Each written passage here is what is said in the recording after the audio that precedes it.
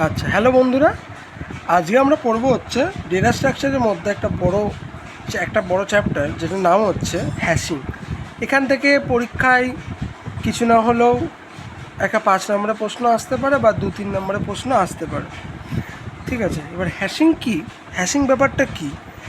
Hashing বলতে চাইছে হচ্ছে আমার একটা হ্যাশ ফাংশন থাকবে। হ্যাশ ফাংশনের মধ্যে আমি হ্যাশ ফাংশনটা রান করলে আমি ডেটাটা খুব সহজেই পেয়ে যাব, সেটাই বলছে হচ্ছে হ্যাশিং। তাহলে সবাই এর ডেফিনেশনটা লিখে নাও যে hashing is a searching technique which can provide result in a constant time। এইটাকে যদি আমি রান করি, রান করানোর সাথে সাথেই তো আমি তার রেজাল্ট পেয়ে যাব। তাহলে অর্ডার অফ 1-এ আমি কী হবে, রেজাল্টটা পেয়ে যাব। এইটার জন্য আমরা হ্যাশিং করে থাকি। আচ্ছা, হ্যাশিং কেন করছি আমরা হ্যাশিং? এর আগে তো আমরা ডেটা স্ট্রাকচার পড়েছিলাম, অ্যারে, লিঙ্ক লিস্ট, তাই না? পড়েছিলাম না, মনে আছে? তাহলে এখানেও তো আমরা সার্চিং করতাম, কিছু কিছু সময় বিগ অফ 1 পেয়েও যেতাম, তাই না? হ্যাশিং করার কি উদ্দেশ্য হলো? এটা কি সবসময় সিইউরিটি দেয় যে আমি বিগ অফ 1-এই পেয়ে যাব? না, আমরা দেখেছিলাম দুখানা সার্চ, লিনিয়ার সার্চ, একটা হচ্ছে বাইনারি সার্চ। এর টাইম কমপ্লেক্সিটি কত ছিল? Big of 1। এর টাইম কমপ্লেক্সিটি কত ছিল? লগ অফ n, তাই তো? তাহলে কোনটা বেটার তোমার চোখে মনে হচ্ছে বলো? কোনটা মনে হচ্ছে? আমার তো মনে হচ্ছে এটা, কারণ 1 কমপ্লেক্সিটি টাইমে আমি পেয়ে যাচ্ছি, আর আমি এখানে nখানা স্টেপ রান করার পর রেজাল্ট পাচ্ছি, তাই না? কোনটা বেস্ট? এইটা বেস্ট, তাই জন্য আমরা হ্যাশিং করছি। আচ্ছা, বোঝা গেল তাহলে হ্যাশিং কি। হ্যাশিংয়ের কী কী কম্পোনেন্ট থাকে? একটা হচ্ছে হ্যাশ ফাংশন থাকবে, একটা হচ্ছে কি থাকবে, আর একটা কী থাকবে? হ্যাশ টেবিল থাকবে। ঠিক আছে, যার ইন্ডেক্স থাকবে 0, 1, 2, যা যতগুলো আছে ততগুলো, কোনো সমস্যা নেই, তাই তো? যতগুলো আছে -1 পর্যন্ত যা আছে ততক্ষণই থাকবে। এগুলো কি লোকেশান, যেমন অ্যারেতে থাকতো তেমন সেম। আচ্ছা, এবার আসি হ্যাশিং টেকনিক, যেখান থেকে বেশিরভাগ প্রশ্ন আসতে পারে পরীক্ষায়। হ্যাশিং টেকনিক্স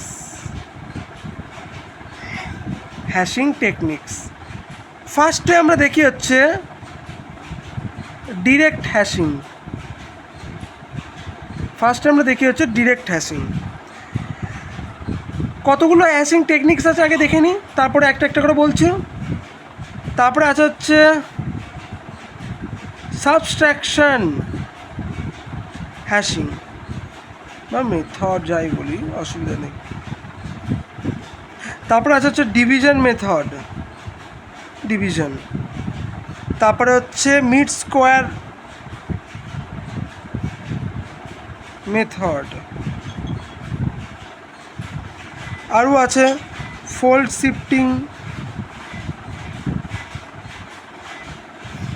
শিফটিং যখন বললাম, তাহলে ফোল্ড বাউন্ডারিও হয়।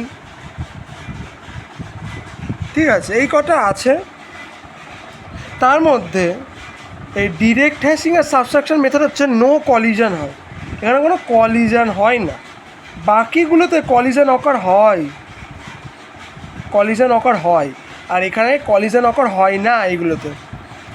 তাহলে এবার আমাদের কথা হচ্ছে যে ডিরেক্ট হ্যাশিংটা কি। এখান থেকে পরীক্ষায় প্রশ্ন আসবেই একটা প্রশ্ন। কি বলছে? একটা হ্যাশ কি দিয়ে দিয়েছে, সাপোজ আমি এই কী দিয়ে আমি এখানে কি পাচ্ছি, এবার আমাকে কে এর মান দিল 15, তাহলে তার লোকেশান কত বলতে পারো? তার মানে এখানে সরিয়ে একে 15 দাও, তাহলে এর মান কত? এইচ অফ 15-তে যাও। তাহলে এরকম একটা টেবিল আছে আমার কাছে, এখানে 15 ইন্ডেক্স, তাহলে এইচ অফ 15-তে যাও। এইচ অফ 15-তে গেলে কী পাবো? কারণ তারপর একটা ডেটা আছে, যে এখানে একটা ডেটা আছে 100, সে ডেটা পেয়ে গেলাম আমি। এটা কি বলতে চাইছে, এটা হচ্ছে ডিরেক্ট একদম নর্মাল। বোঝা গেল যে আমার এইচ অফ কে থাকবে, H of K equal to K থাকবে। তাহলে কে এর মান যদি আমাকে কিছু দিয়ে দেয় তাহলে আমি ডিরেক্ট সেই ইন্ডেক্সে গিয়ে তার ভ্যালুটা অ্যাক্সেস করতে পারবো। এবার আছে যে সাবস্ট্রাকশন মেথড। সাবস্ট্রাকশন মেথড মানেই বুঝতে পারছি কিছু সাবস্ট্রাকশন হবে এখানে, কিছু সাবস্ট্রাকশনের মাধ্যমে আমরা পৌঁছাতে পারবো এই জায়গাটায়। সেটা কী করে, একটা লোকেশান আমাদের তো বার করতে দেবে, এটা লোকেশান সব 0 1 2 লোকেশান এগুলো।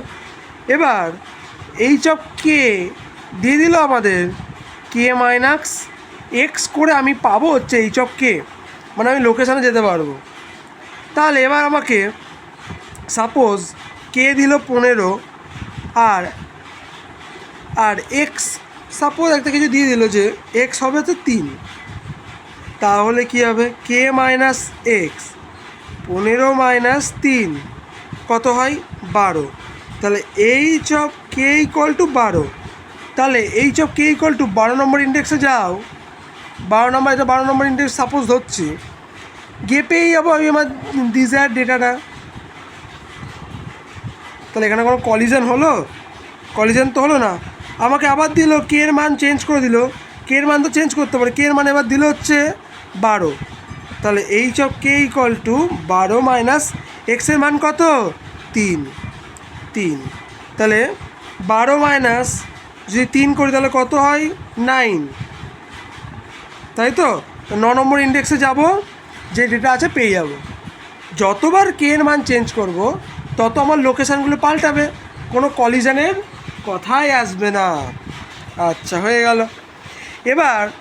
এবার কি আছে ডিভিশন মেথড। এবার থেকে শুরু হবে আমাদের কলিশন।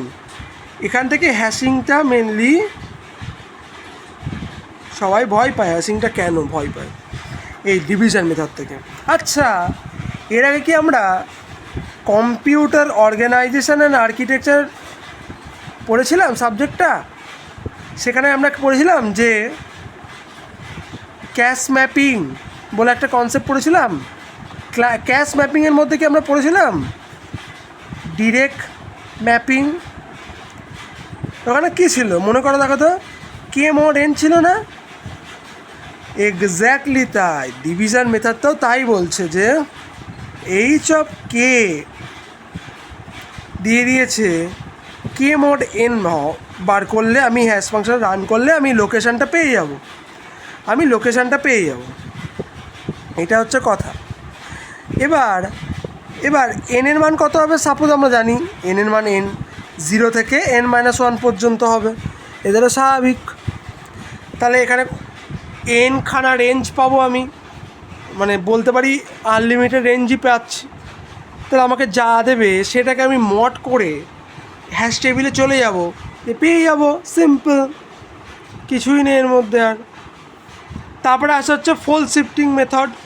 ফোল্ড শিফটিং মানে কি বলতে চাইছে, যে আমাকে কি দিয়ে দিয়েছে, সাপোজ দিল 16 31 2 13 27 যাই দিল, ফোল্ড করব আমি ফোল্ড করব, তিনটে করে ফোল্ড করছি। দেখো তিনটে করে ফোল্ড করা হয়ে গেল,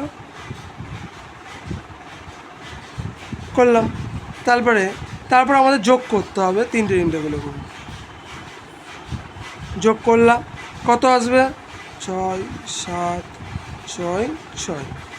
তাহলে এইটা কি পেয়ে গেলাম, লোকেশানটা পেয়ে গেলাম, তাই তো। এবার আমাদের কি বলে, তারপরে কী লোকেশানটা কী করে বার করব, যে এই যে এটা গেল, এই যেটা বেরোলো, সাপোজ এটার নাম দিচ্ছি এস, তাহলে এস মড যদি 1000 করে দিই তাহলে আমরা লোকেশান পেয়ে যাবো, স্বাভাবিক, কোনো চাপের কথা না। বাউন্ডারি ভ্যালু মানে কি বলতে চাইছে, এইটাই থাকলো।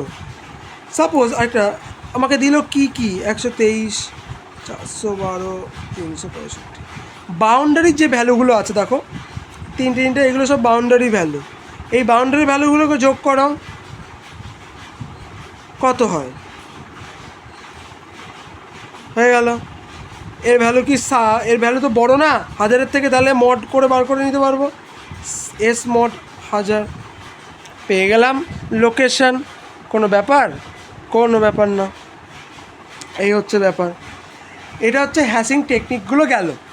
এখান থেকে মেন জিনিসটা হচ্ছে ডিরেক্ট হ্যাশিং আর ডিভিশন মেথড থেকে প্রশ্ন আসতে পারে, যা দেখলাম ওই জায়গাটা ভালো করে পড়তে হবে, যা এক্সাম্পল দিলাম সে এক্সাম্পল থেকে আসবে আশা করা যায়।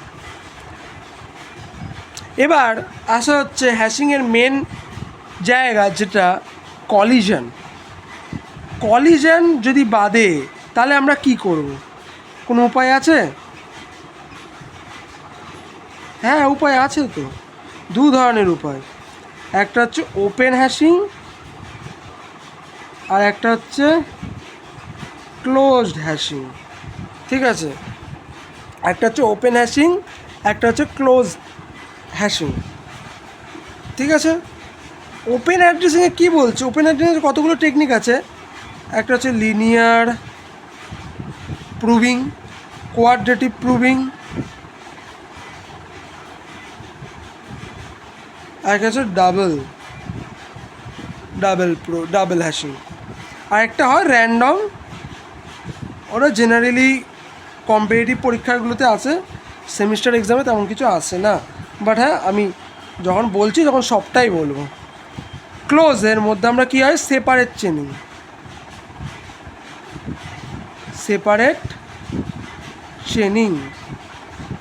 ঠিক আছে,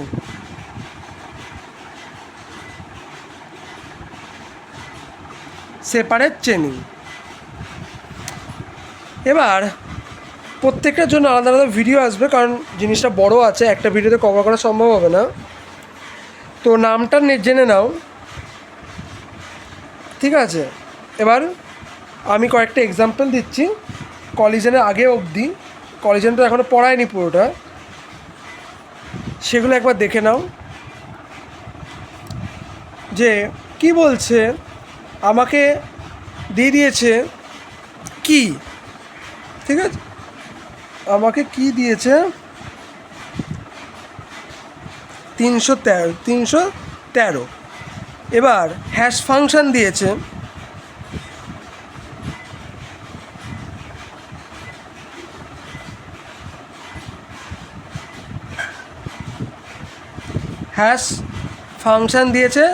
আর এখানে আমাকে লোকেশনটা বলতে হবে। আমি একটা হ্যাশ ফাংশন দিলাম H of K mod 10, H of K mod 11 দিলাম, এইচ অফ কে মড 6 দিলাম। বলো দেখি তো কীভাবে লোকেশানগুলো বার করব। আমরা আগে লোকেশানটাকে ভালো করে ডেপথে যাই, তারপরে পরের ক্লাসে আমরা কলিশনের ডিটেলসে আলোচনা করব এক একটা করে। এখন আমরা এই অঙ্কটা করি। H of K equal to, K এর মান কত? 313 বলে দিয়েছে। মড 10 মানে কি? মড 10 তো আমরা জানি যে কীভাবে করতে হয়। 313কে ডিভাইড করতে হবে 10 দিয়ে। 3 বারে গেলে কত হয়? 30, 1 3, 1 10, কত পড়ে থাকলো রিমাইন্ডার? 3, তাহলে অ্যান্সার হবে 3। তাহলে আমরা পেয়ে গেলাম লোকেশান 3। এবার H of K equal two 313 modulo 11, কত হবে? আসো 313কে ডিভাইড করো 11 দিয়ে। 11 3 যা তো হবে না, 11 2 যা কত হয়? 22। কত হবে?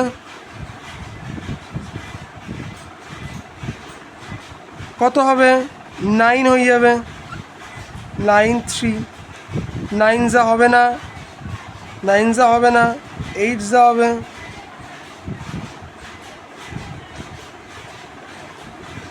5।